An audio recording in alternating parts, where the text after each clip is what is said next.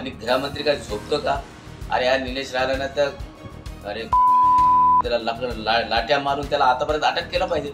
उद्या आमची सत्ता येऊ द्या, त्या निलेश लाता मारून त्याला कसा आग करतो बघा तुम्ही. हे बघा, या निलेश राणे असेल, नितेश राणे असेल किंवा नारायण राणे असेल, या तिघाचे डोके खराब झालेले आहे.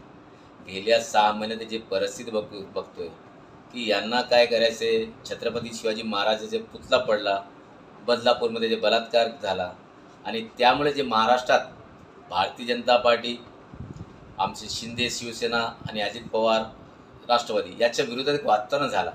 त्याला कुठंतरी हे वातावरणाला खाली करून नवीन काहीतरी यायला म्हणून हा प्रकार आहे. आणि गृहमंत्री काय झोपतो का?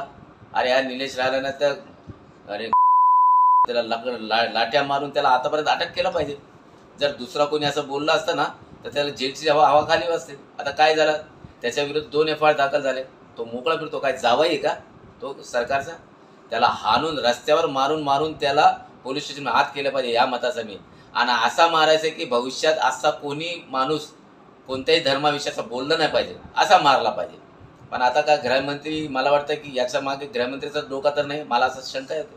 आणि यांना माहीत आहे की तुमची सरकार येणार नाही, मानू नाही करतात. ठीक आहे, उद्या आमची सत्ता येऊ द्या, त्या निलेश लाता मारून त्याला कसा आग करतो बघा तुम्ही.